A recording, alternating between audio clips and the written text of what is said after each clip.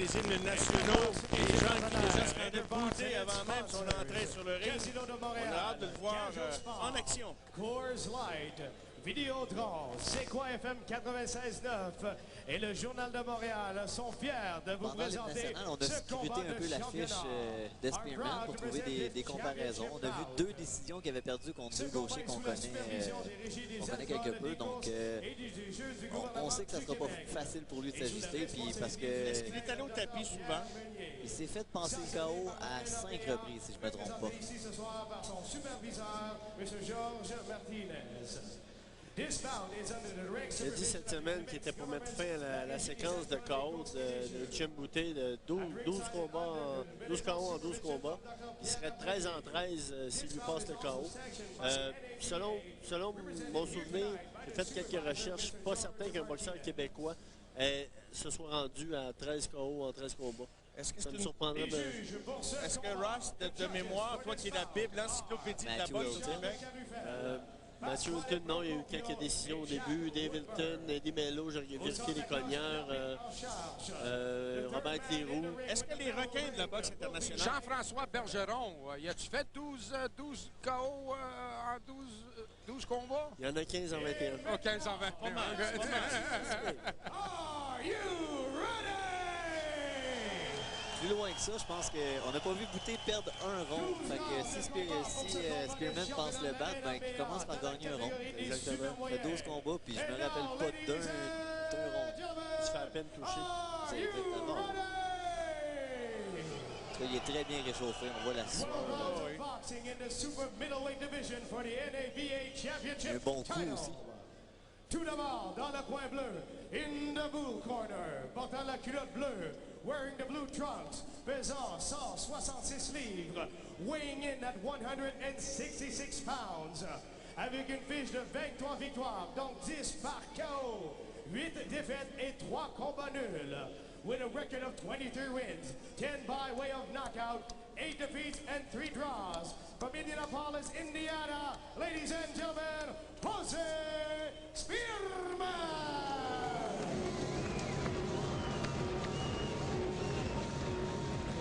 On a la chance de voir l'entraîneur de Spearman ressemble comme deux gouttes d'eau à Marvin Hagler.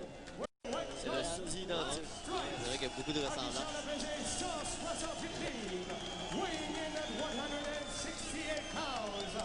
En 12 combats professionnels, il a une fiche exceptionnelle de 12 victoires. Je ne sais pas les autres adversaires de Boutet qui étaient à l'extérieur du Québec, mais je m'en souviens pas d'un boxeur qui était aussi grand adversaire pour Boutet. Cruz n'était pas aussi grand que Spearman. Fait qu'on va voir si Boutet va faire les ajustements nécessaires pour boxer contre un gars qui est grand et long porté. Pas si un beau jab. Observation intéressante. C'est vrai que Cruz était massif, mais plus court. Ladies and gentlemen, de Montréal, Canada, Luciano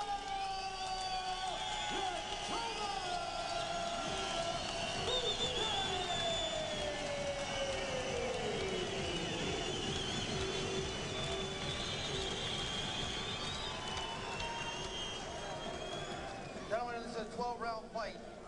Stake is the NABA Championship. You received your instructions in the dressing room. Remember to obey my commands and protect yourselves at all times. Shake hands now. Good luck to both of you. Ils sont exactement dans un grandeur. Oui, il y avait beaucoup d'intensité dans ces regards-là. Oui, oui, oui.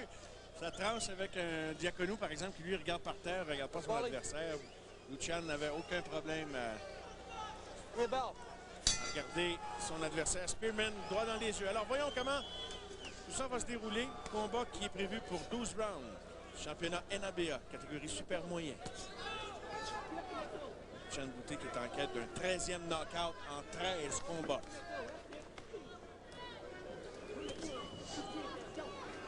Spearman en a 10, lui, sur 23 victoires. Actuellement, Stéphane Larouche demande à Lucien Boutet d'utiliser le jab presque uniquement au premier round. Essayer de créer la distance, trouver la bonne distance pour envoyer ses combinaisons.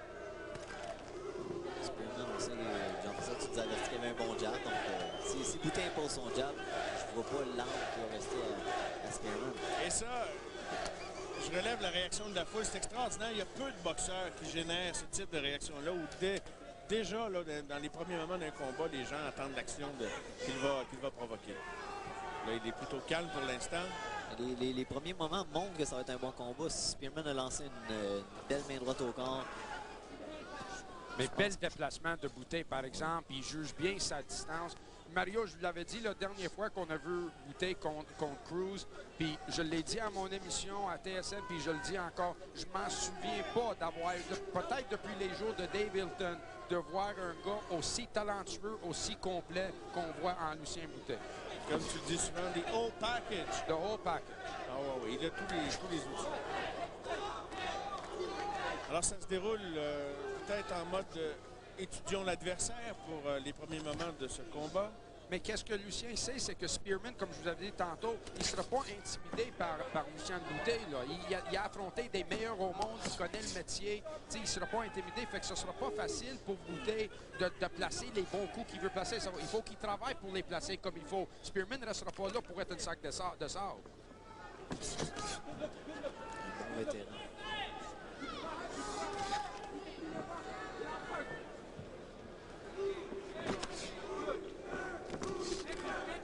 Amélioration par rapport au dernier combat. J'ai écouté dans beaucoup plus de crochets droite. Dans son dernier combat, il utilisait beaucoup la gauche. Oh, première gauche. Alors, Boutin qui attend les ouvertures. Tranquillement commence à enchaîner des combinaisons avec jab suivi de crochet ou une gauche. Le jab touche à nouveau. Réaction et réplique immédiate de Spearman. Il est tellement bon à juger son distance. Là. Il sait exactement où il est. Il sait quand il peut toucher puis quand il peut déplacer pour éviter les coups de Spearman. Oh, belle uppercut! Au corps. On le voyait s'en venir ce coup-là. Hein? Oui. Souvent, il reculait suite à l'attaque. On savait qu'il y a une contre-attaque qui s'en venait à un moment donné. On sait comment ces coups cognent lourdement. Oh!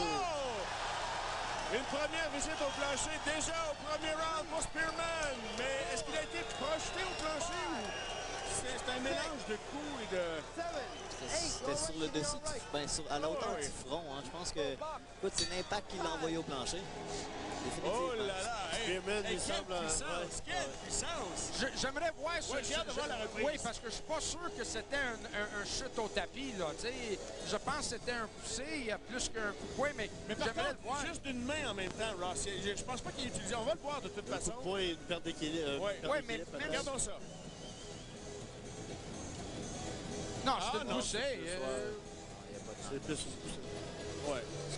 On peut comprendre que Spearman était peut-être un peu frustré. Un déséquilibre. Parce que n'oublie pas, il y a souvent un accrochage des pieds quand un gaucher puis un droitier qui s'affrontent. Puis c'est ça qui est arrivé. Il a placé une bonne coup, mais Spearman il était déjà collé sur Boutin après ça. Puis là, c'était un petit poussé, puis il est tombé par en arrière. Il faut qu'on soit très vigilant comme arbitre quand on donne des comptes de 8. Parce que là, j'espère que les juges n'ont pas automatiquement donné un drone de 10-8 parce que Spearman ne mérite pas ça. Là. Non, dans un combat, par exemple, qui irait à une décision très serrée, ça pourrait faire la différence. Et mon petit doigt me dit qu'on ne se rendra pas là. C'est parti pour le deuxième, le premier round, messieurs. Alors, nécessairement à Luchan. Et là, veut montrer qu'il n'était pas ébranlé. On n'a pas vu personne encore faire ça pour manquer de respect à Boutin et sauter dessus. Là, Spearman en attaque dès le début du deuxième. On va voir justement comment il va réagir, de quelle manière il va réagir à cette situation. Il montre de la maturité tout de suite. Bon, il l'accroche, pas de problème. Spearman en attaque, à nouveau Boutin réagit. Corps à corps, quelques coups pendant ce temps, l'arbitre intervient.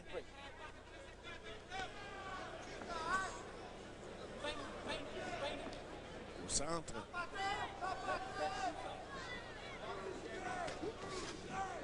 Belle jab de Boutin. Oui, Boutin qui aime ça, laisser son adversaire faire un pas vers lui pour l'attendre dans son piège, finalement.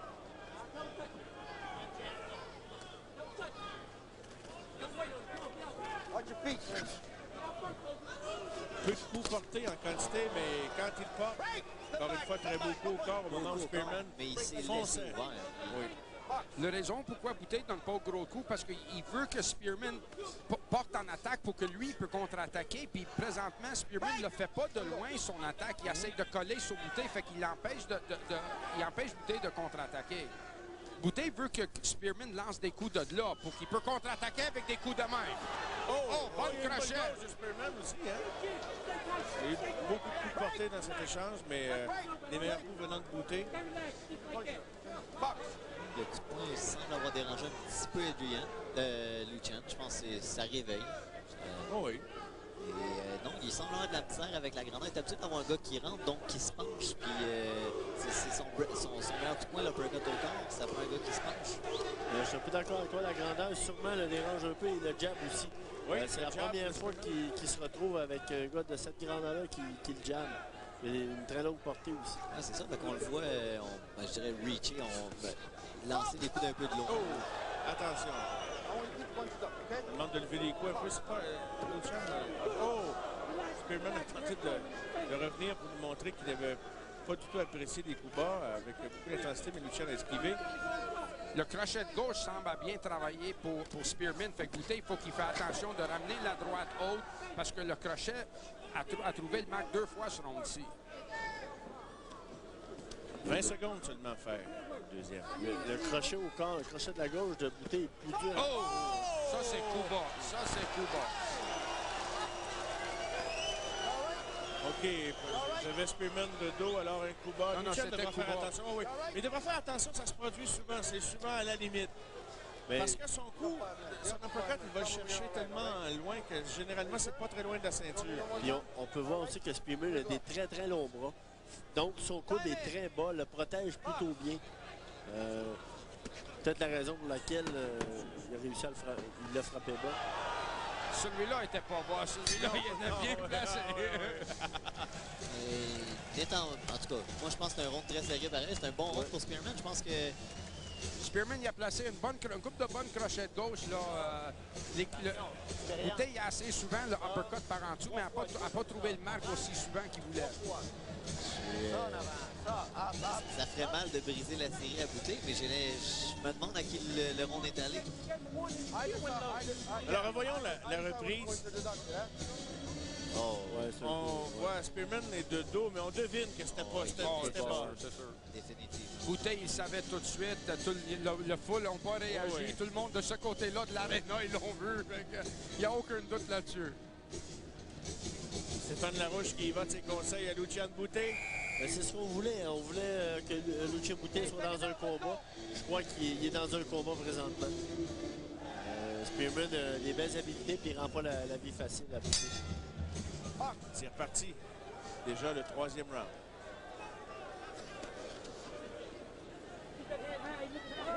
Du mouvement. Lucian semble pouvoir démarrer de façon plus active. Quelques jabs. Spearman aussi en attaque. Les deux sont là pour se battre.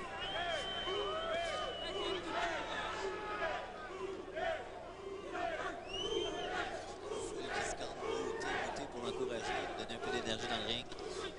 Il doit utiliser son jab plus souvent pour trouver la bonne distance. Je pense que Spearman a imposé son jab depuis le début. C'est ce qui fait que Bouteille hésite et qu'il lance un peu les coups un peu plus échevelés qu'à l'habitude. Ça, c'est le coup que Bouteille, il faut qu'il sorte plus, la gauche, là, soit par en dessous, soit par-dessus. Ça, c'est le coup qui semble déranger le droitier Spearman. Il doit faire payer le prix à Spearman dès qu'il s'introduit dans... Oh! Bonne gauche, mais Spearman ne bronche pas.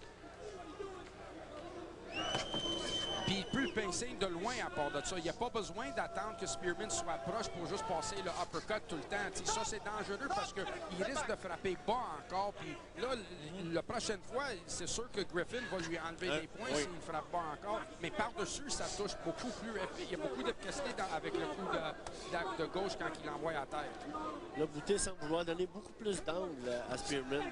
Ça va certainement lui rendre la vie plus facile. Faire pied.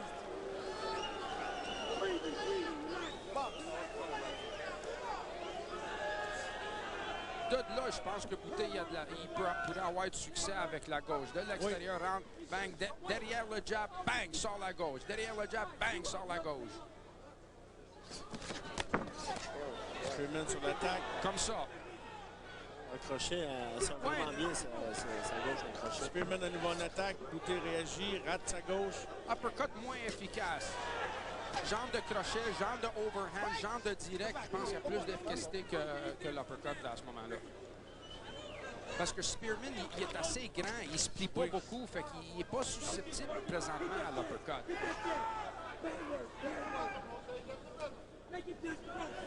Un beau défi pour ça c'est le coup. Ça, c'est le coup, là. Exactement celui-là. Au corps. Tu peux aller au corps après. Le gars va se plier un peu en deux après avoir mangé le coup, puis après, tu peux aller au corps. Mais ça, c'était exactement le coup qu'il faut que Boutet sorte. Ça va le ralentir un petit peu pour placer les autres shots. Un petit peu comme on disait tantôt, Diacono lui loadait sur ses coups de poing beaucoup de force. Lui, bon, ben, il a tendance à souvent répéter les mêmes coups de poing. Oui, effectivement, c'est ce qu'on voit depuis le début, Sébastien. Un peu son jab et beaucoup la grosse gauche qui tente de porter au corps. Il est allé direct au corps. Direct au corps, là, c'est... Peut-être que quelques ajustements sont nécessaires. On va voir avec Stéphane Larouche. Entre-temps, ben, les deux boxeurs ont acquis de respect l'un de l'autre, je pense. Bon travail. C'est des rondes qu'on a besoin pour lui. C'est ce qui est intéressant, c'est que c'est un combat qui peut aller en 12 rounds. Donc, il y a une évolution dans un combat stratégiquement, là. Certainement un combat qui le fait réfléchir énormément.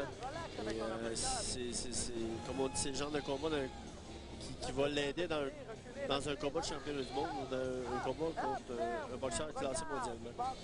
Je ne sais pas si on est en mesure d'entendre Stéphane difficilement compte tenu de la musique.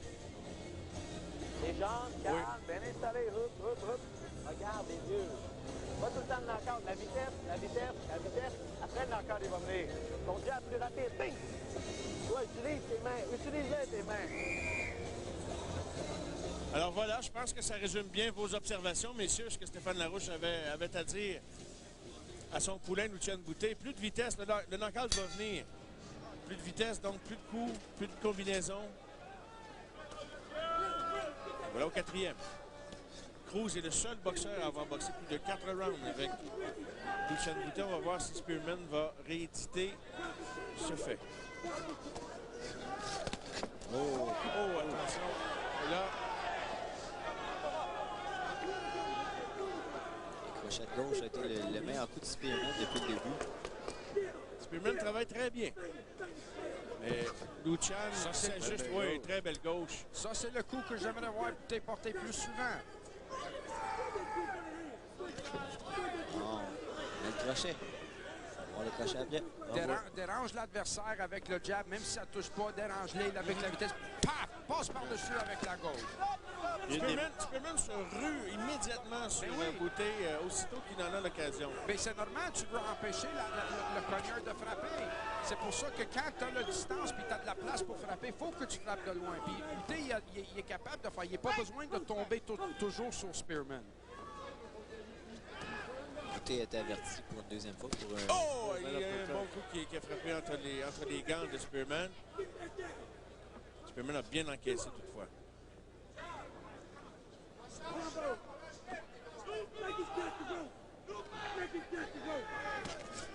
Bonne gauche de Boutet à nouveau. Aime bien attendre que Spearman fasse le premier geste. Il écoute beaucoup en tout cas son coin, il travaille en rapidité. Il a dit plus de la vitesse, Il explose une shot, boum. Il sort, des beaux déplacements.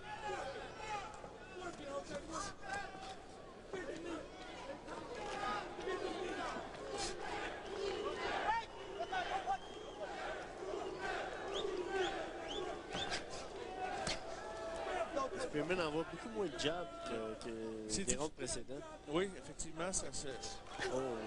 belle série de coups, belle combinaison, quelques coups qui frôlent la ceinture. La seule raison pourquoi que Boutet se fait toucher par ces coups-là, c'est parce que quand il donne ses coups, il tombe sur Spearman, il rentre dans la zone de frappe de Spearman. S'il frapperait de loin, il n'y aura pas de danger, Spearman ne pourrait pas le toucher. Mais difficile pour Lucian à venir jusqu'à maintenant de déployer des combinaisons de 3 et de 5 comme on l'a vu faire dans d'autres combats. Mais présentement, il n'y a pas besoin. Il a juste besoin de sortir le 1-2. Effectivement. Le 1-2-3 peut-être. Juste sortir la gauche de loin, penche un peu, passe-la par-dessus, overhand. Comme ça, ces genres de coups-là, il ne se fait pas toucher. Jamais menacé de toute façon. Il peut mettre dans les câbles. n'y a pas besoin de se coller sur Spearman. Non. Mais Spearman a peut-être besoin de se coller sur Boutet. Ah, c'est sûr. Et il le fait très bien jusqu'à maintenant. C'est pas toujours spectaculaire, remarquez. Là. Un boxeur intelligent, il sait comment survivre dans un...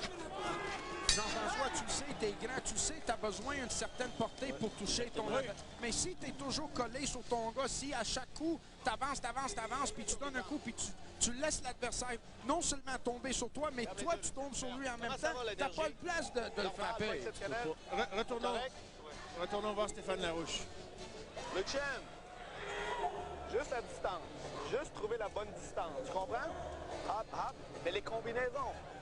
Ça, hop. Ça va être facile. Trouver la bonne distance, OK? Tu as vu, si tu l'amènes dans les cadres, tu descends, hop, ici, facile. Tu comprends? Bonnes intentions. C'est bon, le Chen. Il lui a demandé au tout début si son niveau d'énergie était bon. Sans doute que comme entraîneur, il considère donc qu'il n'en déploie pas suffisamment à venir jusqu'à maintenant. Donc c'est Lucian qui tente de résoudre là, le style de son adversaire. Pas de coupure encore, ni d'un côté ni de l'autre. On a vu des coupures dans presque tous les combats. Watch your feet, man. Watch your feet.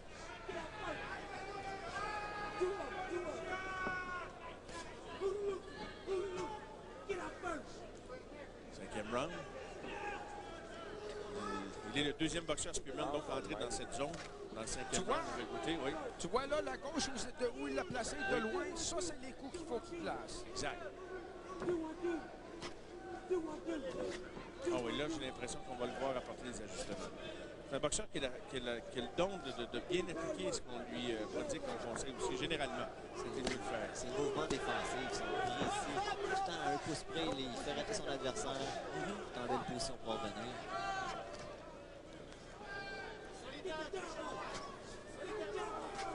C'est ça, c'est le coup encore, la gauche qui trouve.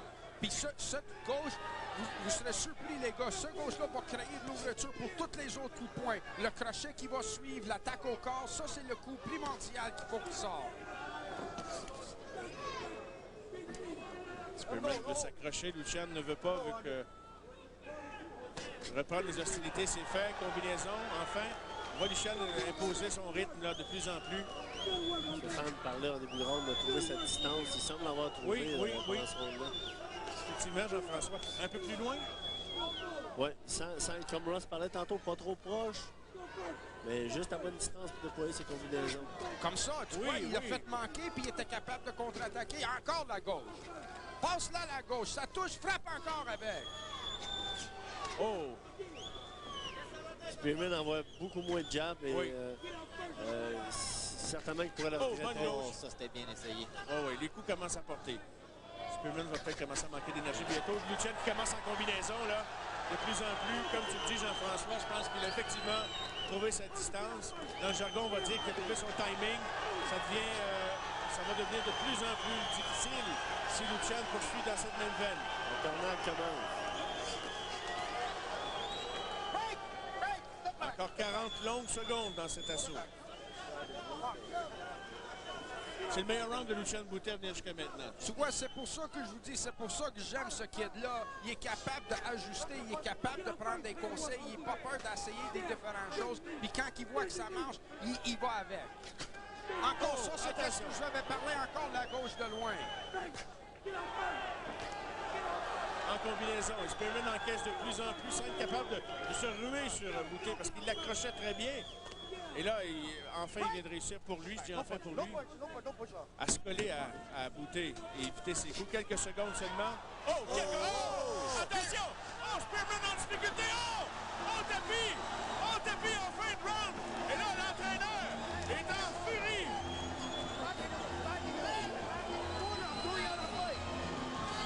Et là, Spearman est en furie parce qu'il a l'impression que d'un coup, il était déjà après la cloche. Mais je pense que...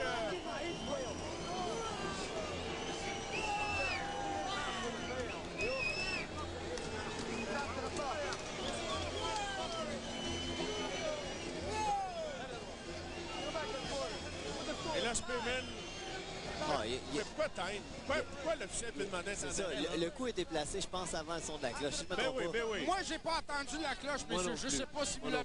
C'est sûr qu'on a des choses sur les oreilles, là, mais moi, j'ai pas entendu la cloche. Moi, je suivais le compte en plus, puis j'ai entendu la cloche, puis il était en plein milieu d'une combinaison. C'est 4 coups de poing. Je m'excuse, mais c'était légal. Sortez le banc, levez le boxeur, puis là, il cherche à avoir une disqualification, puis il ne l'aura pas à Montréal. C'est pas comme ça que ça marche. Il l'a déjà fait mal avant, il était déjà ébranlé avant. C'était le coup finissant quand la cloche a sonné. Ça, c'est de la mauvaise comédie. C'est de la mauvaise tragédie, appelez ça comme vous voulez. C'est sûr qu'il est ébranlé, mais si on joue juste sur la cloche, on fait fausse route.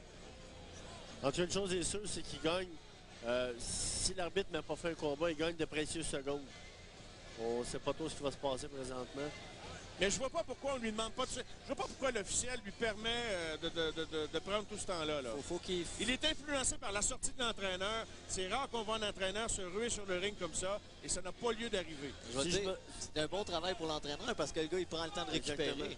Mais si je me trompe pas, Ross, peut-être tu pourrais me dire si l'homme de coin monte sur le ring, il est disqualifié habituellement. Oui, mais est-ce qu'il a monté sur le ring après la cloche a sonné? Fait que là, il est dans le période de repos. Mais... Ben oui.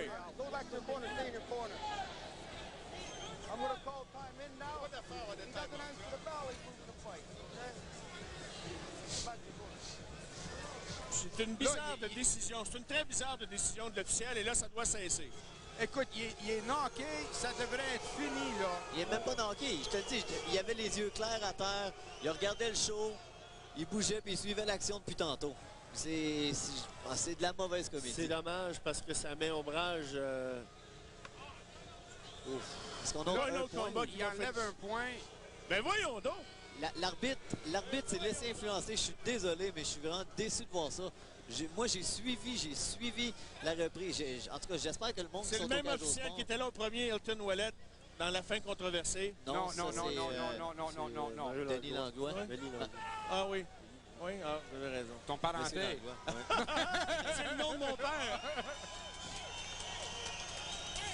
De toute façon, ça n'aura pas d'importance. Boutet a trouvé sa distance. Il sait où il l'a placé. Il sait qu'il est capable de le faire mal.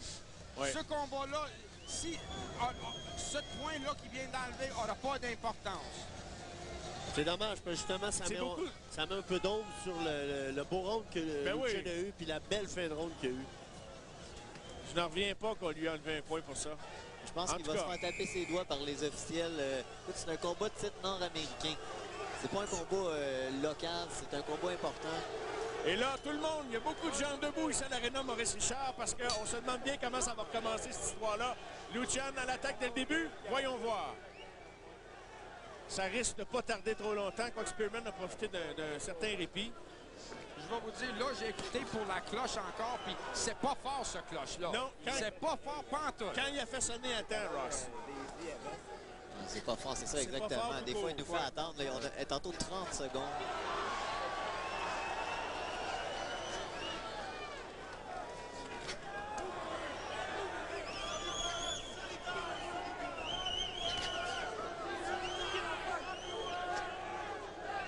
Le son de jab commence à déranger Spearman. Le Boutet a changé de vitesse. Là. Il est en grande vie. Il a changé de rythme. Et d'ailleurs, Spearman... Attention, le public réagit et tout le monde devine ce qui s'en vient. Tout le monde devine. Le travail est parti. Oui. Lucian, la rafale. Oh, et à gauche. Ça, c'est le coup qu'il faut qu'il porte. Le coup de loin. Bonne gauche de Spearman. À nouveau. Boutet ne bronche pas. Tout simplement, plus aucun respect pour son adversaire. Il fonce, puis je pense que c'est rendu personnel. Mais Spearman n'était pas le seul de profiter de le repos. Non, il ne faisait pas du travail de construction non plus. Hein?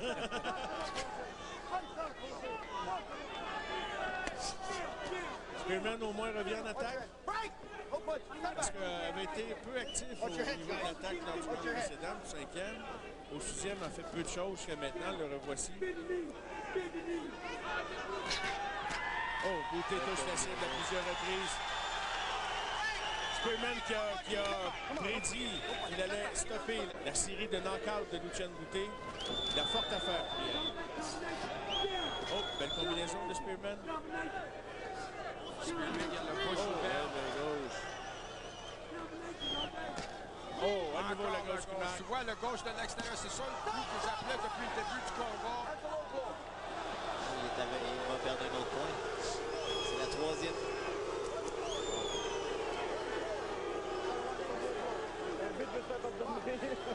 Alors, ça commence à faire beaucoup de points. Là, il y a des gens qui pitchent des objets. Ça, c'est pas... les agents de sécurité devront travailler autour, là, parce que c'est pas tellement intelligent de la part des spectateurs qui ont décidé de poser ces gestes-là. Avec 25 secondes à faire dans le round, est-ce que ça va se terminer comme le dernier? Ce qu'on peut dire, c'est qu'on sent que la foule apprécie vraiment Bute et ils veulent pas le voir perdre à soir. Absolument. Il est adopté. S'il est pour perdre, il faut que ce soit fair and square. Exactement. Soit juste. Oui. Donc, si l'arbitre disqualifie Bute, je ne suis pas certain. Moi, je me sens. On va faire attention à nos têtes. On va avoir besoin d'une escorte pour sortir du... Moi, je me cache derrière Jean-François. Alors voilà, 6e round complété. Alors on en est revenu au combat. Là, tout à l'heure, il y a un peu de confusion dans l'air. En résumé, là, messieurs, est-ce que, en tout cas, on ne va pas passer la soirée là-dessus, mais est-ce que d'enlever un point tout à l'heure, puis le temps de répit qu'on accordait à Spearman, en combat de championnat, c'est pas orthodoxe, c'est pas quelque chose. Je suis pas d'accord avec ça. L'arbitre aurait dû prendre le contrôle. C'est certain que... Le crochet va y aller seul. Tu comprends? Complique pas facile. Jab, distance, gauche. Jab, distance, gauche, le crochet droite. Attention au crochet, c'est encore aujourd'hui.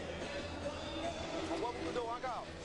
C'est certain que l'entraîneur de Spearman a eu ce qu'il voulait. Il a fait un petit show, il a fait un spectacle. Il a sauvé son boxeur. Il a sauvé son boxeur, exactement. carrément.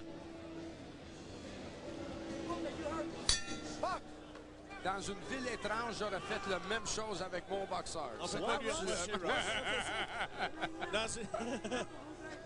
Le lapsus est intéressant parce qu'on est dans une ville étrangère, mais étrange means strange. Alors, dans une ville étrange comme Montréal, aussi ça... Ouais. Oh, oui. Tes visiteurs. Oui. Mais c'était amusant. Alors, nous revoilà. 7e round. La seule chose que j'ai pas apprécié, c'est qu'il partait après le fighter, après Bute, au lieu de partir après l'arbitre. Moi, Ça, j'aurais pas fait ça. non, parce que moi, je m'en revire, puis mon entraîneur aussi, c'est moins le fun.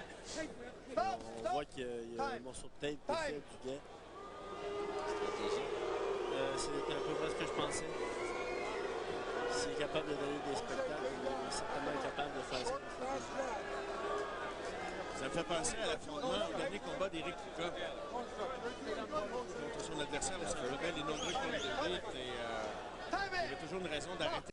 Mais c'était pire que ça l'autre soir.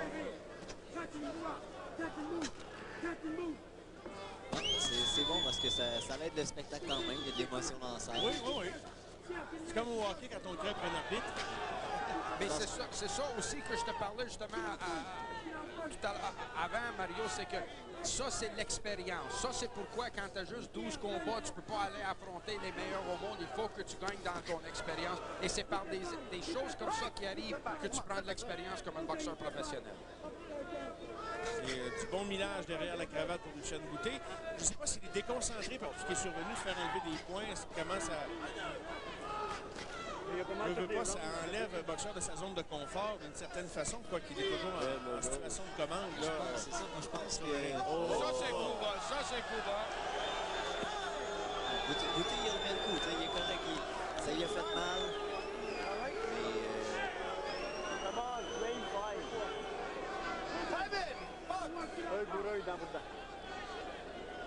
Attention. Il y a un travail à faire, lui. Il s'arrête pas sur des petites douleurs.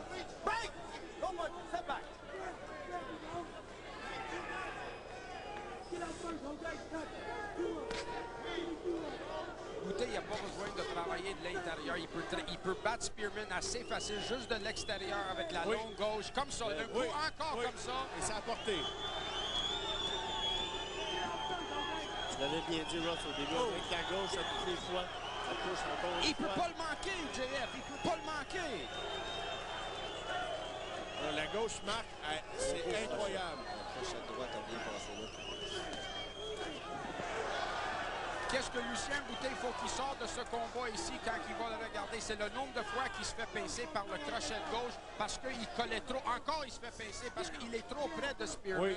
Il faut qu'il check sur ça. Tu ne peux pas permettre ça contre les meilleurs au monde. Parce que contre un cogneur redoutable, ça pourrait coûter cher. Ah oui, avec un gars qui cogne, ça, tu fais toucher juste une fois.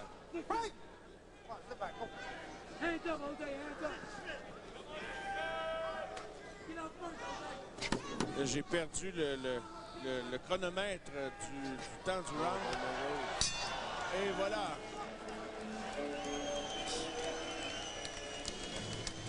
Ah, c'est vraiment la clé, Ross. Tu t'en parlais, la main gauche. C'est vraiment ça qui prépare tout.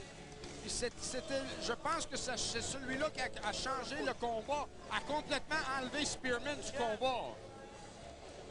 Tu donnes la gauche. Ouais, solitaire. Tu vas mettre la tête là. Pourquoi? Ça ici, c'est correct. Tu veux là, un round facile, OK? Prochain round, gagner facile. Jab, 1-2. Gauche, stance. Tu comprends? Pas de coller. Tu m'entends? Pas coller, Lucien, prochain round. Le prochain round. Il nous écoute ici, lui. Alors, Ross et Stéphane, vous dites les mêmes choses, finalement. Hein? Vous observez les mêmes choses du combat. Ben oui. Alors, on veut qu'ils se tiennent davantage à distance pour être plus efficace et profiter pleinement de sa portée. Alors, voyons si Lucien sera un bon élève.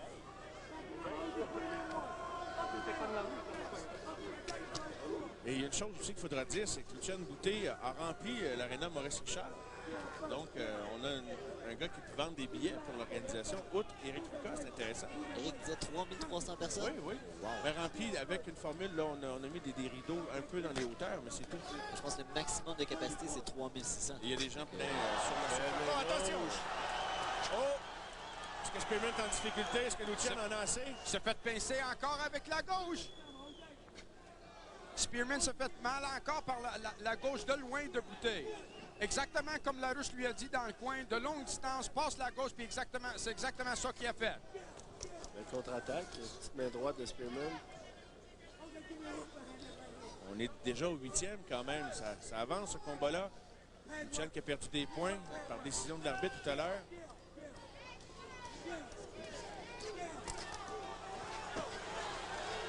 Combinaison, les coups de Lucien qui atteignent la cible.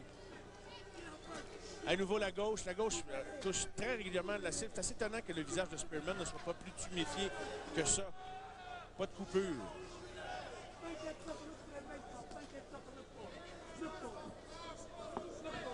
Un adversaire de bon calibre pour lui ce soir.